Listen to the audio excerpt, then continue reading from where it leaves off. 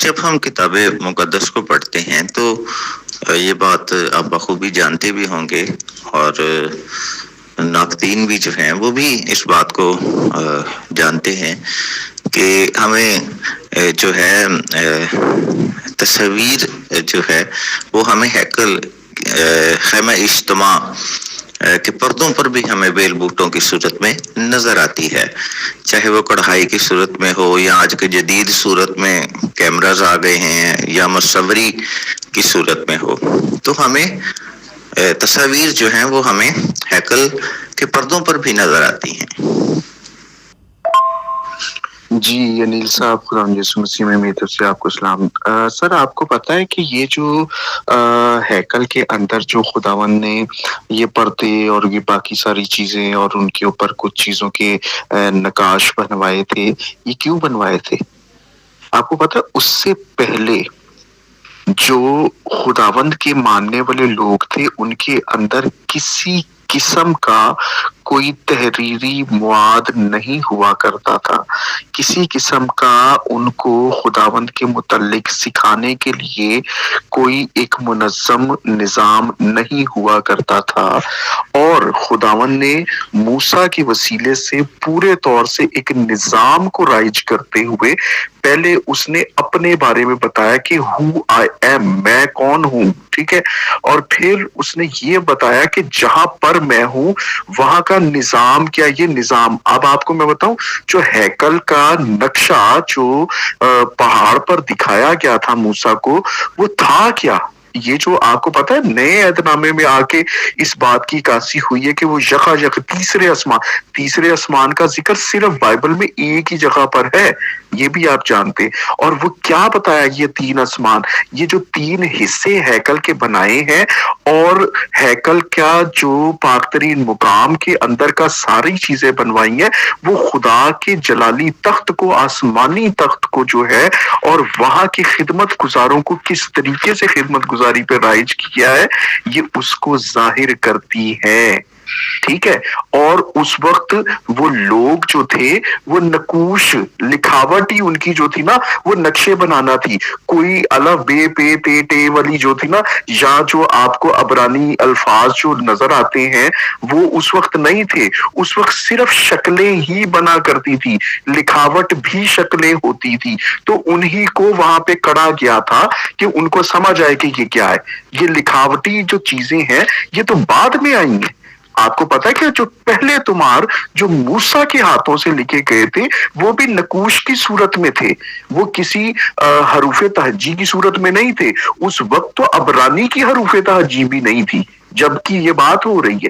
تو آپ یہ سوچیں کہ یہ آج کے دور میں یہ لوگ یہ سمجھ رہے ہیں اور یہ بتانا چاہ رہے ہیں کہ ہم تصویریں اس لیے بنا رہے ہیں، اس کی حقیقت دکھانا چاہ رہے، او بھائی کون سی حقیقت؟ آج ہمارے پاس تورات ہے، زبور ہے، صحائف الانبیاء ہے، خداوند یسوع مسیح کی انجیل ہے، خطوط ہے، ہر چیز ہے، اور سمجھ اس کے ساتھ ساتھ خدا کے روح کی سمجھ ہے۔ اس وقت تو یہ چیزیں تھی ہی نہیں۔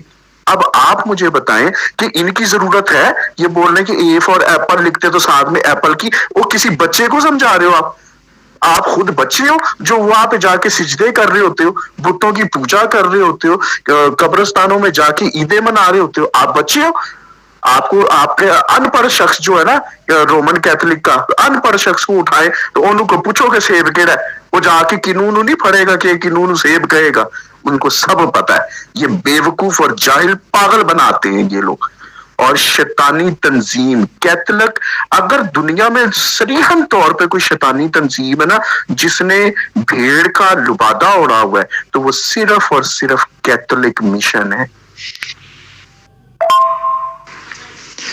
جی پاسٹر کہنا صاحب، پاسٹر کہنا صاحب، آپ کی بات جو لینگویج کے اعتبار سے ہے، وہ چیزیں اس وقت نہیں تھیں، کیونکہ ابھی تک جو نسخہ جات بائبل کے دریافت ہوئے ہیں وہ ابراہیم کے وقت سے جو ہے وہ تعلق رکھتے ہیں، یعنی تب تک جو ہے لکھاوٹ کا سلسلہ جو ہے وہ شروع ہو چکا تھا، اور پھر بات آ جاتی ہے ان نقوش کی.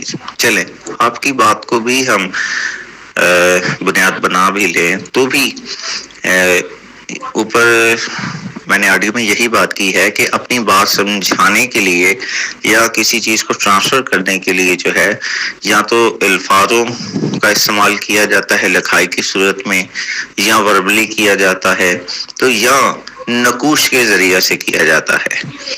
تو یعنی یہ لینگویج ہی ہے چاہے وہ کسی صورت میں بھی ہو. یعنی اپنی بات اصل میں بات ہو رہی تھی تصاویر کو لے کر.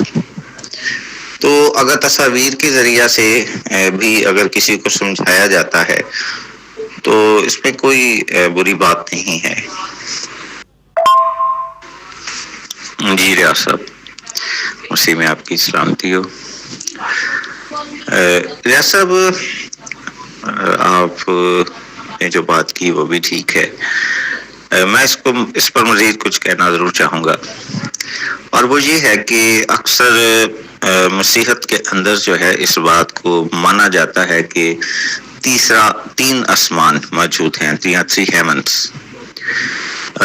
جبکہ کچھ کا ماننا ہے کہ 7 ہیں.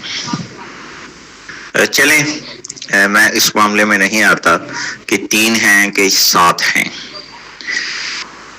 اصل میں آسمان جو ہے وہ ایک ایسی بنیاد ہے جو ہماری ڈائریکشن کا تعین کرتی ہے یا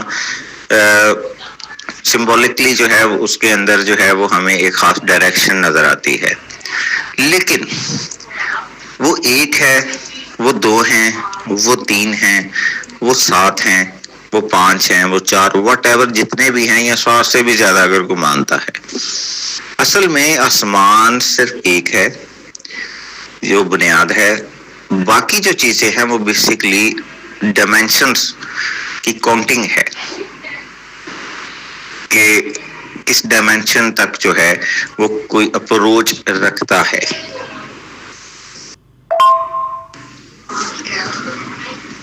مسیح میں آپ کی سلامتی ہو. اولین ترجیح جو بائبل مقدس میں موجود ہے وہ مقدسین کی رفاقت ہے اور مقدسین کی جو رفاقت ہے وہی اولین ترجیح ہے. چرچ اسی کا نام ہے جن بھائیوں کے مابین یا بہن بھائیوں کے مابین رفاقت قائم ہوتی ہے وہی بنیادی طور پر چرچ ہے. ہماری رفاقت ضرور ہونی چاہیے.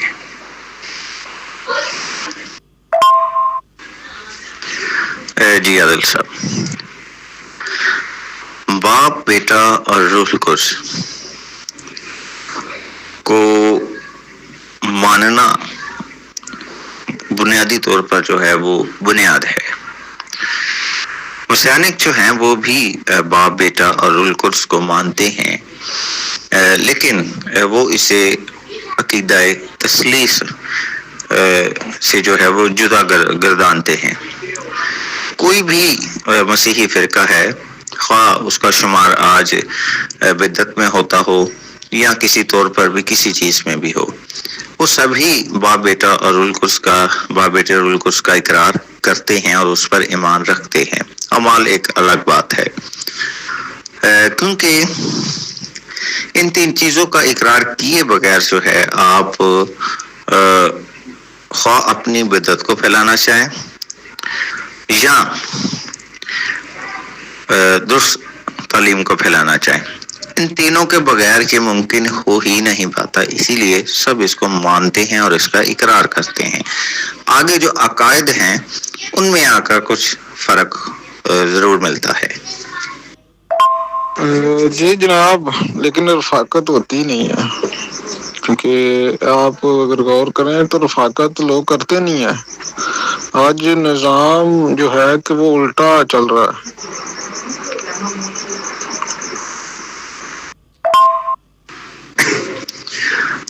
جی برادر مسیح میں آپ کی سلامتی ہو. ایک تو مجھے اپنا نام ضرور بتا دیجیے گا، سینک لکھا ہوا آ رہا ہے.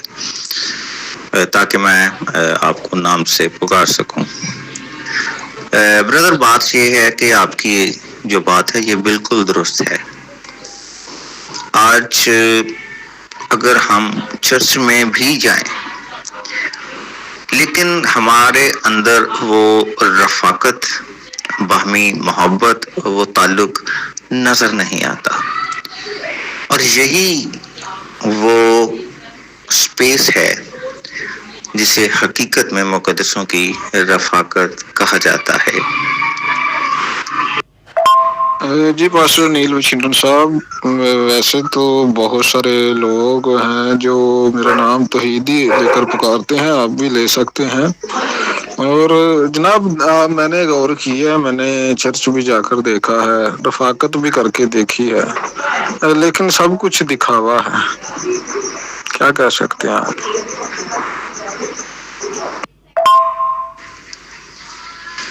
جی توحیدی صاحب، بہت شکریہ.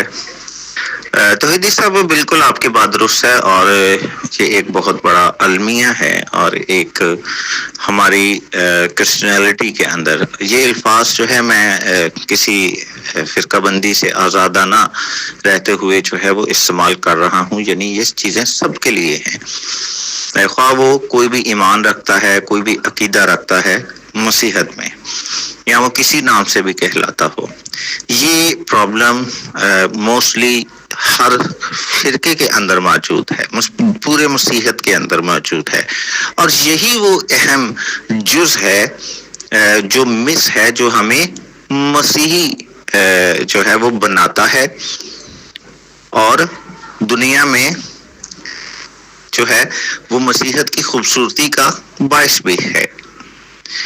میں نے بھی جو چرچ میں آتے، میں نے بھی اس ایک سلسلے کو شروع کیا، اور بائبل کے مطابق جو ہے میں نے کہا کہ جب بھی آپ چرچ میں آتے ہیں تو کوئی بھائی یا کوئی بہن اگر 1 ہفتہ 2 ہفتہ نہیں آتا تو آپ نے کبھی بھی کسی سے دریافت کرنے کی کوشش نہیں کی کہ فلاں بزرگ، فلاں بہن، فلاں فیملی کیوں نہیں آ رہی.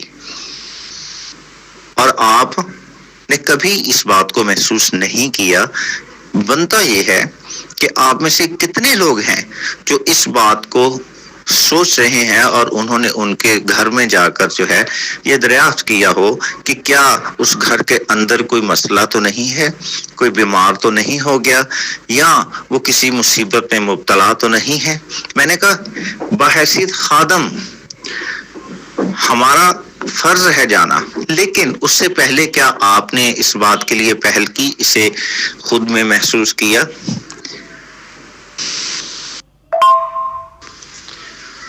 جی عادل بھائی، مسیح میں آپ کی سلامتی ہو. کیا حال آپ کا؟ ٹھیک ٹھاک ہیں؟ مسینکس جو ہیں وہ باپ کو باپ، بیٹے کو بیٹا، اور رول کو اس کو خدا کی طاقت قوت کے طور پر مانتے ہیں. یعنی باپ، بیٹے اور رول قدس پر جو ان کا ایمان ہے وہ بڑا سادہ اور سمپل سا ہے. لیکن اصل جو معاملات تثلیث فی التوحید کو لے کر جو ہے اختلافات کا سبب بنتے ہیں، وہ بنیادی طور پر جو ہے پینتھینوس کو لے کر ہوتے ہیں. جس میں جو ہے پینتھینوس میں جو ہے یہ ایک الگ سے ٹاپک ہے، اس پر بات کی جائے تو کافی طویل سلسلہ چلے گا. کیا بات ہے جناب، بہت خوب، بہت زبردست آپ نے بات کیا. لیکن ایسا ہوتا ہی نہیں ہے، ایسا ہوتا ہی نہیں. میں تقریباً میرے 1 سال ہو گیا چرچ کو چھوڑے ہوئے، 1 سال. ٹھیک ہے، تو کوئی بھی نہیں پوچھنے والا آنا یا نہیں آنا یا کیا کرتے ہو، کوئی پتہ ہی نہیں ہے. تو آپ کے بالکل درست کہہ رہے ہیں، اور نہ کہ پوچھتا ہے. کیا کہہ سکتے ہیں جناب؟ جی پاسٹر انیل صاحب، میں یہاں پر ایک اور بات غور کر رہا ہوں کہ دیکھیں، پہلے ہمیں ایک اور چیز نظر آ رہی ہے کہ ناہور جو ابراہیم کا بھائی ہے نا، یہ جو ربکا اور لابن ہے، یہ دونوں ناہور کی اولاد ہیں، ٹھیک ہے۔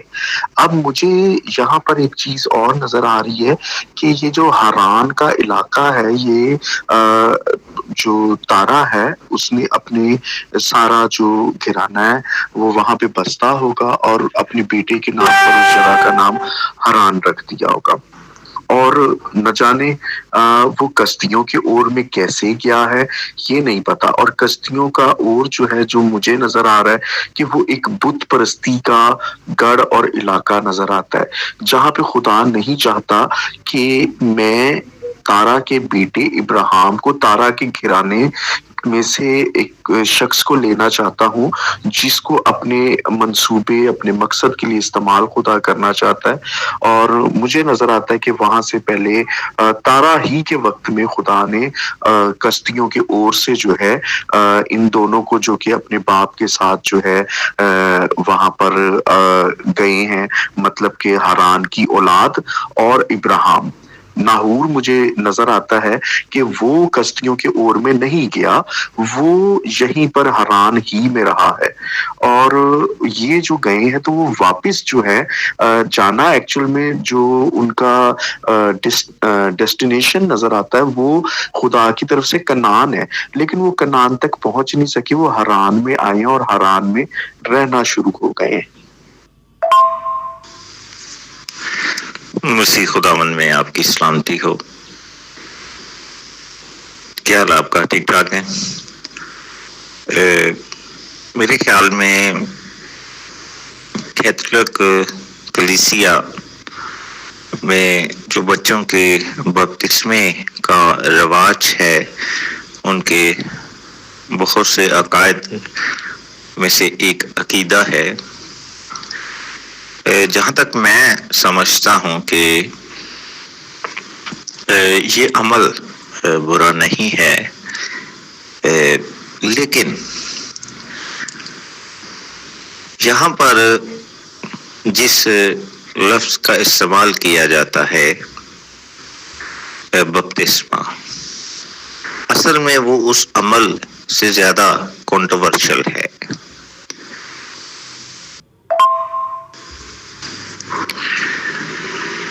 کیونکہ جب بھی کوئی بیبی پیدا ہوتا ہے، بوائے ہو گرل ہو، تو اسے ہم خداوند کی حضوری میں جب لے کے جاتے ہیں تو ہم اسے خداوند کی طرف سے ایک برکت کے طور پر، ایک میراث کے طور پر جو ہے ہم اسے جانتے ہیں اور سمجھتے ہیں اور ایمان بھی رکھتے ہیں، اور پھر جا کر خداوند کے حضور کسی ممسوس سے، خادم سے جو ہے پھر اسے مخصوص کیا جاتا ہے، اسے خداوند کی حضوری میں رکھا جاتا ہے۔ یہ بات ایتھکلی بھی ٹھیک ہے، بائی فیتھ بھی ٹھیک ہے، اس میں کوئی برائی نہیں ہے، لیکن یہاں پر جو ورڈ استعمال کیا جاتا ہے بپتسمہ، اس کا جو کنسپٹ کتاب مقدس میں موجود ہے وہ جو ہے کنٹروورشل بن جاتا ہے، کیونکہ جب ہم بپتسمہ کی بات کرتے ہیں بائبل کی روح سے، تو اس میں سب سے پہلا جو ہمیں عمل نظر آتا ہے وہ ہے گناہوں سے توبہ۔ گناہوں سے توبہ تب ہی ممکن ہوتی ہے جب کسی کو اس بات کا احساس ہو کہ وہ ایک جسمانی یا نفسانی ہے، تو اسے ان تمام چیزوں سے اجتناب کرتے ہوئے جو ہے اپنے آپ کو خداوند کے سپرد کرنا چاہیے، اور اس کے لیے جو ہے اس کے اندر سے اس احساس کا جنم لینا بہت ضروری ہے، جو کہ کسی بھی بچے میں جو ہے وہ پیدا نہیں ہوتا۔ اس لیے اگر کسی بھی ہم بچے کی بات کریں، جب وہ پیدا ہوتا ہے تو وہ اپنی جسمانی حالت میں جس طرح سے وہ بڑھتا ہے، اسی طرح سے جو ہے وہ اپنے انکانشیس چیزوں سے نکل کر جو ہے وہ کانشیس مائنڈ کی جانب بڑھتا ہے، جس کے اندر جو ہے وہ خود سے چیزوں کو سمجھتا ہے، فیصلے لیتا ہے۔ حالانکہ اس سے پہلے بھی وہ اپنے مذہب کے متعلق سیکھتا ہے، سمجھتا ہے، لیکن وہ تمام چیزیں جو ہیں وہ ایک سبق کی طرح ہوتی ہیں، ایک لیسن کی طرح ہوتی ہیں، جو اسے ایک آنے والی زندگی میں اس کی تربیت کا بھی باعث بنتی ہیں اور اسے سمجھنے میں مدد فراہم کرتی ہیں۔ حالانکہ اس وقت اپنا فیصلہ نہیں بلکہ کسی کا فیصلہ جو ہے اس پر مسلط ہوتا ہے۔ اور رہی بات کہ کیا یہ بات درست ہے کہ ہم جو مانتے ہیں ہم اسی کی تعلیم دیں؟ بے شک یہ بات درست ہے کہ ہم جس چیز کو درست سمجھتے ہیں اور مانتے ہیں ہم اسی کو جو ہے اپنی اولاد کے لیے یا کسی کے لیے بھی جو ہے ہم اسے بہتر راستے کے طور پر جو ہے تجویز کرتے ہیں، اسے مشورہ دیتے ہیں، اس میں اس کی مدد کرتے ہیں۔ یہ ایک فطری عمل ہے، خواہ پیدا ہونے والا بچہ کسی بھی مذہب میں پیدا ہوا ہو۔ تو کیا یہ بات درست ہے؟ اگر یہ بات درست ہے تو بچے کو کون سا راستہ اختیار کرنا چاہیے؟ اور اس میں یہ چیز ہے کہ جب ہم خدا اور انسان کے مابین تعلق کی بات کرتے ہیں تو یہ معاملات جو ہیں وہ ہماری نیچر سے وابستہ ہوتے ہیں، خواہ وہ کسی بھی مذہب میں ہو۔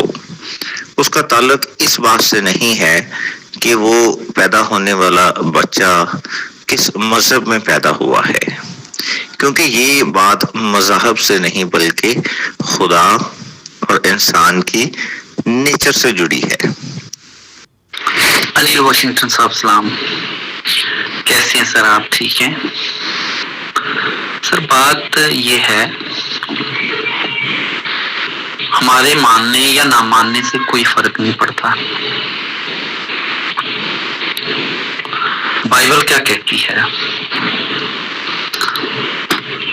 اور بائبل کو ہم کس طرح سے مانتے ہیں یہ معنی رکھتا ہے۔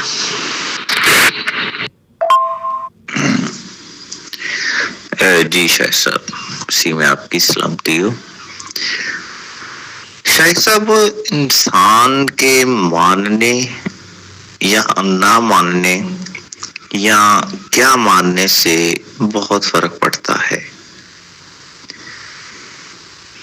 کیونکہ اگر انسان کچھ مانتا ہے، خواہ وہ بائبل کے مطابق ہو یا نہ ہو، دونوں ہی صورتوں میں خدا کا نام اس روئے زمین پر قائم ہے۔ اسی لیے اس کا فرق خدا کو بھی پڑتا ہے۔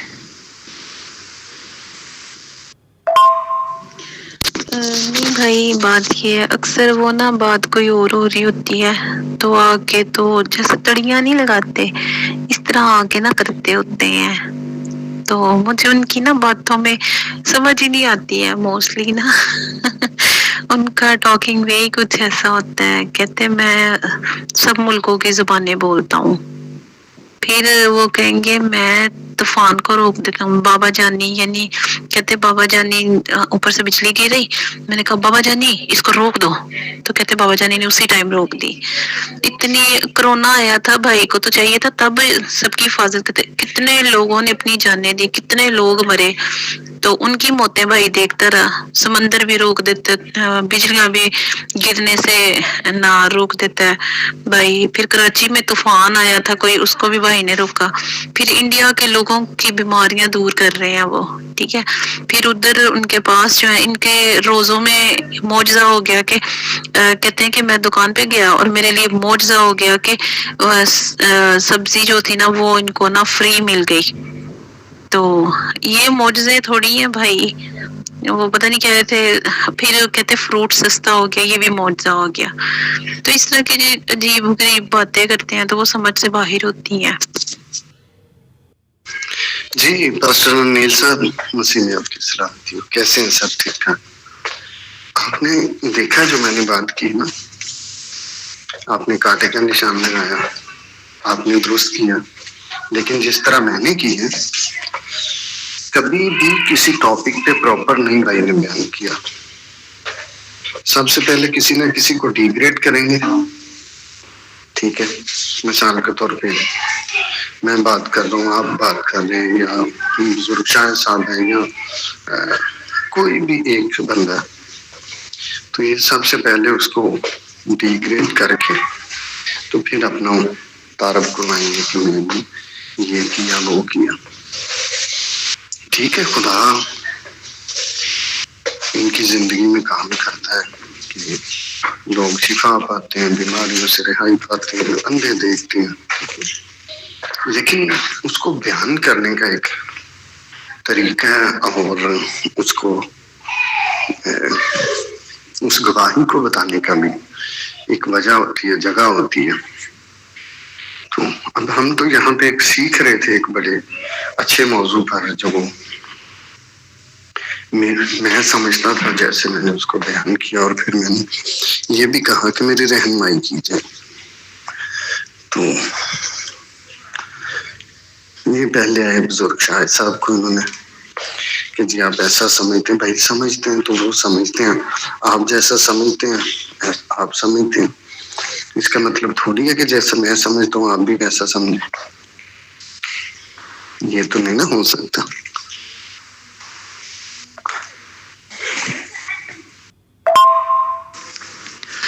جی سخاوت صاحب, مسیح میں آپ کی سلامتی ہو.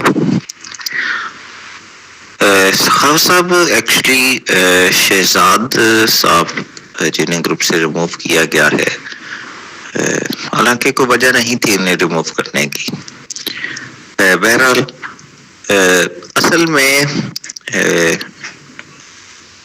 چیزوں میں کوآرڈینیشن ہونا, چیزوں کو بیان کرنا جو ہے وہ شہزاد صاحب کو نہیں آتا. لیکن اس کا مطلب ہرگز یہ نہیں ہے کہ اگر کوئی شخص اپنی چیزوں کی ترسیل کو ترتیب نہیں دے پا رہا یا موقع محل کا اندازہ نہیں لگا پا رہا تو اس کی بات غلط ہو سکتی ہے. اور دوسری چیز یہ کوآرڈینیشن جو ہے چیزوں کے متعلق جو ہے بیان کرنا اور موقع محل کو دیکھنا, یہ اس بات کی عکاس ہے کہ وہ تربیت یافتہ نہیں ہے. وہ صرف ایک عام مسیحی کی طرح, ایک ایماندار کی طرح جو ہے وہ اپنی زندگی کو گزارتے ہیں.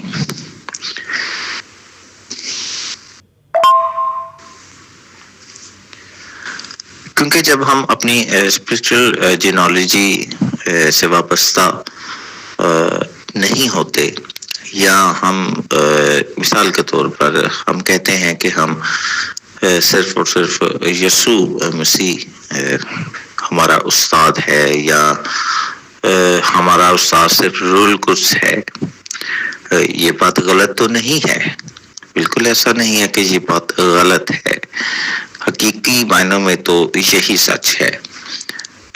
لیکن جب ہم کتاب مقدس کو پڑھتے ہیں تو ہمیں یہ بات معلوم ہوتی ہے کہ اس دنیا میں رہتے ہوئے جو ہے خدا ان تمام کاموں میں ہماری رہنمائی کے لیے لوگوں کو مقرر کرتا ہے, جو اس معاملے میں جو ہے وہ ہماری تربیت کرتے ہیں, یا ان کے اندر جو شخصیت پائی جاتی ہے وہ ہمیں نظر آتی ہے. تو شہزاد صاحب جو ہیں وہ اصل میں ان تمام چیزوں سے محروم ہیں. لیکن ان تمام باتوں کے بعد کوئی بھی سمجھدار شخص جو ہے وہ ان تمام چیزوں ان کی باتوں کو سن کر جو ہے وہ ان چیزوں کو سمجھ پاتا ہے، اور ان میں کہاں پر جو فلاس پائے جاتے ہیں، جو چیزیں میں نے اوپر بیان بھی کی ہیں، وہ سمجھ آتا ہے کہ یہ چیزیں جو ہے یہاں پر موجود ہیں، لیکن اس سے جو ہے سمجھنے والا جو شخص ہے اس پر کوئی اثر نہیں ہوتا، وہ ان تمام چیزوں میں رکاوٹ نہیں بن پاتے جسے وہ بیان کرنا چاہ رہے ہیں۔ اور ہر وہ شخص جو مسیحت کو نہیں سمجھتا، وہ اکثر جو ہے وہ ان چیزوں کو سمجھنے سے جو ہے وہ قاصر نظر آتا ہے، اور جہاں تک بات ہے کہ مسیحیت کو نہ سمجھنا، اسے محدود پیمانے پر سمجھنا، یا مسیحیت کے اصل مقصد کو اور بائبل کے اصل کور تک نہ پہنچ پانا جو ہے وہ ان کو جو ہے اس دیکھ سے جو ہے محروم رکھتا ہے۔ اور اکثر جو ہے یہ بات سننے کو ملتی ہے، نہ صرف گروپس کے اندر بلکہ ہمیں اپنے ارد گرد جو ہے وہ بھی ان چیزوں کے متعلق جو ہے ہمیں سامنا کرنا پڑتا ہے، دیکھنی اور سننی پڑتی ہیں کہ آپ پھر ان چیزوں کو بتائیں یا ان کو سمجھائیں۔ اور اصل میں جو اس طرح سے یہ بات کرتے ہیں وہ بھی اصل میں جو ہے ایک پراپر تربیت یافتہ نہیں ہوتے، تو اس وجہ سے جو ہے وہ اس طرح سے جو ہے وہ اس سوچ سے محروم یا سمجھ نہیں رکھتے، یا وہ ان چیزوں تک کبھی پہنچ نہیں پاتے، وہ ان چیزوں کی اسپرٹ تک نہیں پہنچ پاتے۔ کیونکہ ان چیزوں کو بول کر نہیں بلکہ ایک تعلق میں رہتے ہوئے جو ہے وہ محسوس کیا جاتا ہے۔ اور یہی وجہ ہے کہ ہم اپنے ارد گرد، اپنے درمیان میں جو ہے یا اپنے دائرہ کار میں آنے والے، خواہ وہ کوئی بھی سورس ہو، گروپس ہو سکتے ہیں، آپ کا سوشل میڈیا ہو سکتا ہے، یا آپ کی پریکٹیکل لائف کے دائرہ کار میں جو لوگ آتے ہیں، یا جہاں تک آپ کی پہنچ ہوتی ہے، ہم لوگوں کی پہچان نہیں کر پاتے، ہم لوگوں کے متعلق بنیادی طور پر جان نہیں پاتے، یا ہم کسی کو کے متعلق صرف وہی خیال رکھتے ہیں اصل میں جس پوائنٹ سے ہم دیکھتے ہیں۔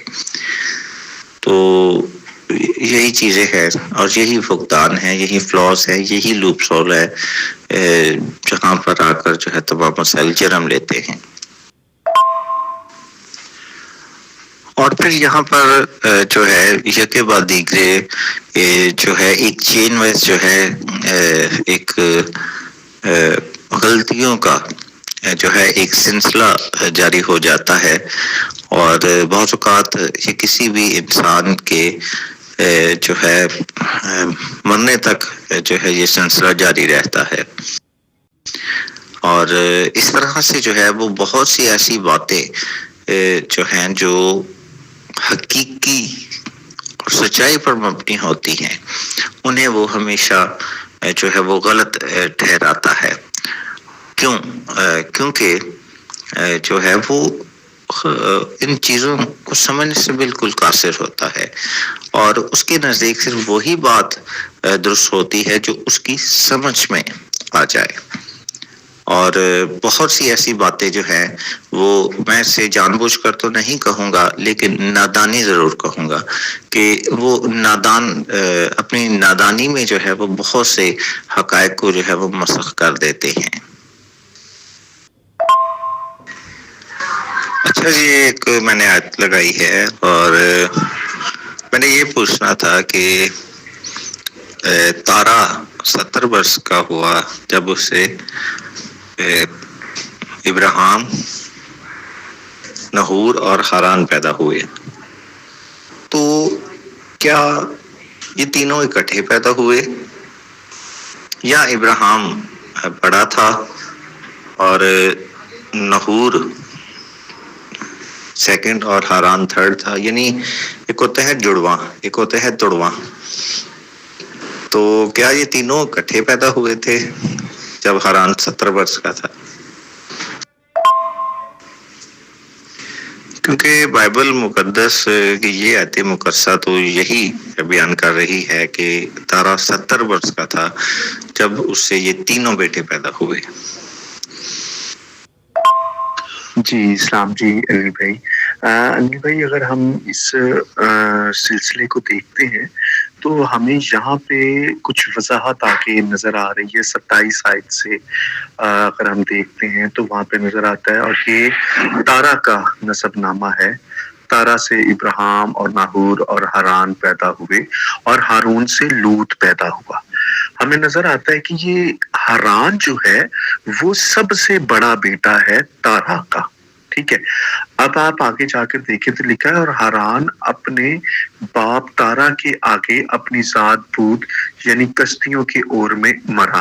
سب سے پہلے جو بڑا بیٹا تھا وہ وفات پا گیا ہے، اور ابراہیم اور ناہور نے اپنا اپنا بیاہ کر لیا. ابراہیم کی بیوی کا نام ساری اور ناہور کی بیوی کا نام ملکہ تھا جو حران کی بیٹی تھی. اب آپ یہ دیکھیں کہ اس وقت جو ہے بھتیجی کے ساتھ جو ہے اس نے کیا کہتے ہیں ناہور نے بیاہ بھی کیا ہے. تو ہمیں یہ نظر آتا ہے کہ سب سے بڑا بیٹا حران ہے، اور اس کے بعد جو ہے آئی تھنک سو کہ یہاں پہ کچھ ایسا لگتا ہے کہ ابراہیم اور ناہور جو ہیں یہ اس سے چھوٹے ہیں. آئی تھنک سو کہ ابراہیم بڑا ہے، کیونکہ لوط اور جو ناہور کی بیوی ہے وہ دونوں جو ہیں وہ اس کی جو ہے اولاد ہیں حران کی. تو لہٰذا یہ وہ جیسے کہ جڑواں تڑواں ہم کہہ سکتے ہیں نا، یہ وہ سلسلہ نظر تو نہیں آتا. تو ہمیں یہ نظر آ رہا ہے کہ حران سب سے بڑا ہے. تو آئی تھنک سو ہو سکتا ہے کہ شاید ابراہیم اور ناہور جڑواں ہو بھی سکتے ہیں، لیکن اس کی کوئی وضاحت ہمیں ملتی نہیں ہے. شکریہ. اور ہمیں حران کے 3 بچوں کا نام باقاعدہ لکھا ہوا بھی نظر آتا ہے، جس میں ایک لوط ہے، ایک ملکہ ہے اور ایک اسکا ہے. یہ 3 بچوں کا ہمیں حران کے اب تک جو ہے وہ ابراہیم اور ناہور کے بیاہ سے قبل ان کا نام بھی نظر آ رہا ہے، اور ان میں سے ایک کے ساتھ ناہور نے بیاہ بھی کیا ہے. تو اب جب ابراہیم وہاں سے اپنی ذات بود سے نکل کر جو ہے چلا جاتا ہے تو اس وقت بھی جو ہے لوط جو ہے وہ اس کے ساتھ ساتھ رہتا ہے. شکریہ. جی پاسٹر کینر صاحب بہت شکریہ رپلائی کرنے کا. مسیح میں آپ کی بھی سلامتی ہو. اچھا یہ 2 آیات جو ہیں یہ بھی میں نے سینڈ کی ہیں. اس میں 200 کتنا ہے 205 برس جو ہے وہ تارا اس کی وفات ہوئی 205 برس کا تھا. تو آگے لکھا ہے کہ ابراہیم خداوند کے کہنے کے مطابق جو ہے حران سے روانہ ہوا اور اس وقت اس کی عمر جو ہے وہ 75 سال تھی. یعنی اس کے مطابق اگر دیکھا جائے تو غالباً حران کی عمر جو ہے اور جب ابراہیم حران سے روانہ ہوا تو اس کی عمر 75 سال تھی. تو تارا کی عمر جو ہے لکھا ہے کہ 70 برس کی تھی جب اس سے ابراہیم حران اور نحور اور حران پیدا ہوئے. تو اس کے مطابق دیکھا جائے تو جب ابراہیم پیدا ہوا تو تارا کی عمر جو ہے وہ تقریباً 130 برس بنتی ہے جب اس سے ابراہیم پیدا ہوا. اور سر آپ کی بات جو آپ نے اگلی آیات سینڈ کی ہیں اس کے مطابق بظاہر یہی لگتا ہے کہ ابراہیم جو ہے وہ بڑا بیٹا ہمیں نظر آ نہیں رہا. بالکل یہ بات آپ کی درست ہے. شاید یہاں پر جو ہے ابراہیم چونکہ مین پرسنالٹی تھے اور خدا ان سے ہم کلام ہوا اور ایک بڑے مقصد کا آغاز جو ہے وہ ہمیں ان سے نظر آتا ہے, تو شاید موسیٰ نے تحریر کرتے ہوئے جو ہے شاید فرسٹ پیورٹی پہ ابراہیم کو رکھا ہو. اچھا, جب حران میں آ کے رہنا شروع ہوئے تو اب تارا کے دونوں بیٹے وہاں موجود ہیں, یعنی کہ ابراہیم بھی جو کہ تارا کے ساتھ کشتیوں کی اور سے آیا ہے, اور حران کے بچے بھی یعنی کہ جو کہ ہمیں نظر آتا ہے کہ لوط وغیرہ جو ہیں وہ بھی ابراہیم کے ساتھ ہیں. لیکن ناہور آلریڈی جو ہے وہ حران میں ہی موجود ہے, کیونکہ آپ اگر دیکھیں تو جب ربکا جو ہے یعقوب کو بھیجتی ہے کہ جا میرے بھائی لابن کے پاس, تو وہ حران میں بھیجتی ہے.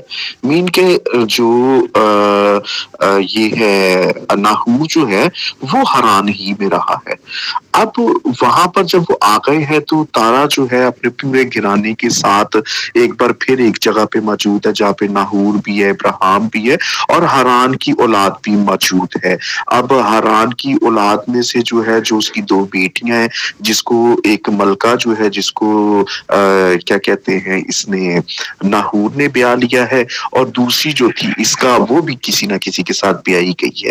اب وہاں پہ خدا نے جو مجھے نظر آتا ہے کہ خدا جو ہے وہ کشتیوں کے اور سے تو نکال لایا ہے, لیکن شاید خدا حران میں بھی اسے نہیں رکھنا چاہتا تھا, وہ لے کے اس ڈیسٹینیشن تک جو خدا کی مرضی تھی کنعان میں لے کر جانا چاہتا تھا. اب وہاں پہ وہ اپنے باپ کے ساتھ جو ہے رہنا شروع ہو گیا ہے ابراہیم, اور وہاں پہ خدا اسے کال کرتا ہے, اور جب کال کرتا ہے تو اسے کہتا ہے کہ یہاں سے نکلا, اپنے باپ کے گھرانے کو چھوڑ کر نکلا. تو جب وہاں سے حران سے ابراہیم نکلتا ہے, اب کی ہم کئی بار یہ سوچتے ہیں کہ اور کی سرزمین سے ابراہیم نکل کر جو ہے وہ چلا ہے اور قرآن نہیں, جبکہ ہمیں یہاں پہ نظر آ رہا ہے کہ وہ حران کی سرزمین سے نکلا ہے اور وہ خداوند کے کہے کے مطابق چلا ہے. اور جب وہ چلا ہے اس وقت تارا زندہ ہے اور اس کی عمر جو ہے وہ 70 برس ہی ہے جب اس نے وہ چلا ہے. اب وہ جب چلا ہے تو وہ تو اکیلا چلا ہے, اس نے کسی کو دعوت نہیں دی, لیکن اس سے ضرور تارا نے پوچھا ہوگا, ناہور نے پوچھا ہوگا, باقی عزیز و اقارب نے پوچھا ہوگا کہ کیوں, تو اس نے بتایا ہوگا کہ مجھے خدا نے کہا ہے کہ یہاں سے چل نکل. اور جب وہ وہاں سے چلنے کے لیے نکلتا ہے تو یقیناً وہاں پہ نہ صرف تارا کا ابراہیم ہی بیٹا تھا, وہاں پہ بیٹا ناہور بھی موجود ہے اور حران کی اولاد بھی موجود ہے. وہ ان کے ساتھ رہنا اس نے پسند کیا ہوگا. وہ آگے جو ہے اس نے کہا کہ ٹھیک ہے, اگر خدا نے تجھے بلایا ہے تو بیٹا خدا کی مان اور چلا جا. لیکن ہمیں وہاں پہ حران کا بیٹا لوط جو ہے وہ ابراہیم کے ساتھ جانے کے لیے اصرار کرتا نظر آتا ہے کہ وہ اپنے جو ہے چچا کے ساتھ جو ہے وہاں سے نکلا ہے. تو جہاں تک مجھے نظر آتا ہے کہ یہ ابراہیم کے حران سے نکلنے کے بعد جب وہ کنعان کے لیے جاتا ہے تو یہ جو تارا کی وفات ہے یہ اس کے بعد ہوئی ہے. اب وہ میں یہ سمجھ سکتا ہوں کہ 70 سال کی عمر میں وہ پیدا ہوا ہے, اور 75 سال اور ایڈ کر دیں تو 145 سال کی عمر ہے جس وقت جو ہے وہ تارا کو چھوڑ کے اپنے سارے ذات پوت گھرانے کو چھوڑ کر ابراہیم جو ہے وہ نکلا ہے. اور اگر 145 برس میں چھوڑ کے نکلا ہے تو قریباً 60 سال اس کے بعد مزید تارا زندہ رہا ہے اور اس کی وفات ہوئی ہے اور وہ مرا ہے. اور اس کا کوئی ذکر نظر نہیں آتا کہ ابراہیم جو ہے اپنے باپ کی وفات جب ہوئی ہے اس وقت اس میں شامل ہوا ہے یا نہیں ہوا، اس کا ہمیں کوئی ریکارڈ نظر نہیں آتا. لیکن ہو سکتا ہے کہ نہ ہوا ہو، کیونکہ اس وقت کوئی اس طرح سے پیغام پہنچانا آسان تو نہیں تھے، اور خدا ایک نئی منزل پہ لے جا چکا تھا اور وہ وہاں پر گیا. اور جہاں پہ مجھے نظر آتا ہے کہ ابراہیم نے اپنے خانہ زادوں کے پاس جو ہے اپنے نوکر کو بھیجا ہے، علی ملک کو، کہ وہاں جا اور میرے بیٹے کے لیے دلہن، تو وہ ربکا کو لے کر آتا ہے جو ناہور کی بیٹی ہے. اور پھر اسی طرح جو لابن ہے وہ بھی ناہور کا بیٹا ہے جو کہ حران میں رہتا ہے. شکریہ. جی پاسٹر صاحب، زبردست، بہت خوبصورت. اور آپ کی یہ بات سن کر جو ہے مجھے تالمود میں کافی دیر پہلے میں نے اس کو پڑھا تھا کہ تالمود کے مطابق اس سارے واقعے کو جو بیان کیا گیا ہے وہ بالکل آپ کی ہوئی آڈیوز کے مطابق ہی ہے. اور وہ یہ ہے کہ تارا جو تھا وہ بیسیکلی نمرود کے جو بت تھے ان کو بناتا تھا، تراشتا تھا، اور ایک ایکٹیو پرسن تھا. کس کا؟ ابراہیم، نحور اور حران کا باپ تارا جو تھا. تو جب ابراہیم نے جو ہے خدا پر سوالات کیے، بت پرستی پر سوالات کیے، تو تارا اس بات کو جانتا تھا کہ نمرود جو ہے وہ اس کے بیٹے ابراہیم کو مروا دے گا. تو اس نے اس شہر سے جو ہے ابراہیم کو نکال دیا. اور آئی تھنک سو یہ جو بات ہے نکالنے والی، شاید یہ کسدیوں کے اور سے شاید اس نے نکالا ہے. اور حران میں جو ہے میرا خیال ہے کہ ابراہیم کو بھیجا ہوگا. اور اس کے بعد پھر جب نمرود نے ابراہیم کو طلب کیا تو اس وقت آگ میں ڈلوانے کی بات کی گئی، اور اس کے اندر جو ہے پھر ایک تارا کا بیٹا جو ہے وہ مرا بھی تھا. اور اس وقت جو ہے پھر تارا جو ہے وہ ابراہیم کے پاس گیا، مطلب اس کا حال وغیرہ دریافت کرنے، موجودہ صورتحال بتانے گیا ہوگا. تو یہاں پر جو ہے پھر تالمود کے مطابق جو ہے وہ ہمیں نوح کا بھی ذکر ملتا ہے کہ نوح بھی ان کے ساتھ جو ہے ایک ریلیشن اور ایک تعلق میں موجود تھا. جی پاسٹر انیل صاحب، بالکل آپ کی بات بجا ہے. اتفاق ایسا ہے کہ تالمود کو میں نے کبھی پڑھا تو نہیں ہے، لیکن اگر ایسا ہے تو بالکل. اور جہاں تک آپ نے جیسے ذکر کیا ہے تالمود کا، تو مجھے ایسا لگتا ہے کہ جب یہ کشتیوں کی اور میں تارا جاتا ہے تو جیسے مجھے ایسا لگتا ہے کہ وہ جو جگہ ہے وہ بت پرستی کی جگہ ہوگی، لیکن شاید اس کا شعبہ جو ہے تارا کا جو ہے وہ جیسے مٹی سے جو ہے برتن بنانا، چیزیں بنانا، یہ بنانا، تو وہ روزگار کی وجہ سے شاید ادھر چلا گیا ہے. اور وہاں جا کے اسے اور ایک نئی اپرچونٹی شاید ملی کہ وہاں پہ وہ یہ مجسمے بنانے کا کام بھی اس نے شروع کر دیا.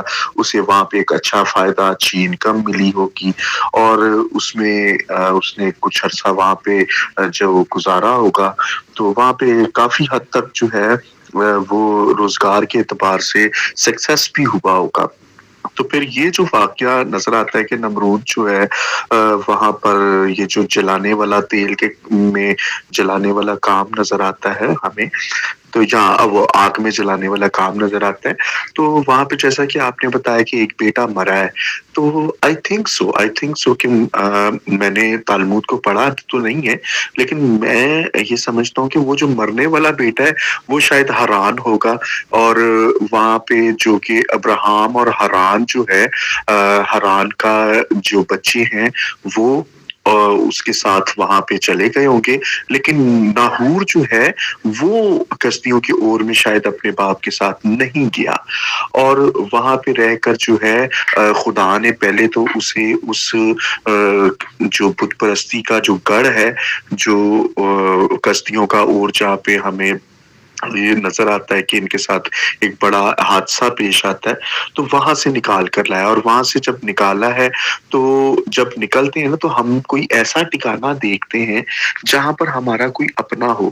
تو تارا کو یہ نظر آتا تھا، ابراہم کو بھی یہ نظر آیا کہ حران جہاں سے جو ہمارا آبائی جگہ تھی وہاں پہ ہمارا ایک بیٹا ابھی بھی موجود ہے، اور وہ یقیناً وہاں پہ سروائیو اچھے طور سے کر رہا ہوگا، اور یہ وہیں پر آ کے دوبارہ انہوں نے رہنا شروع کیا، اور وہاں پہ مجھے لگتا ہے کہ یہ جو خدا نے جو ہے دوبارہ سے ابراہیم کو کال کیا ہے کہ ایکچوئل میں تجھے اور کی سرزمین سے تو نکالا ہے، لیکن ایکچوئل ڈیسٹینیشن حران نہیں ہے، ایکچوئل ڈیسٹینیشن کنعان ہے جہاں پہ میں تجھے لے جانا چاہتا ہوں، تو میرے کہے کے مطابق وہاں سے چل لے کر اپنے باپ کے گھر بار گھرانے کو چھوڑ اور آ جا۔ اور آئی تھنک سو کہ اس وقت جو ہے ابراہیم کا باپ تارا جو ہے جب وہ حران سے نکلا ہے تو زندہ ہوگا۔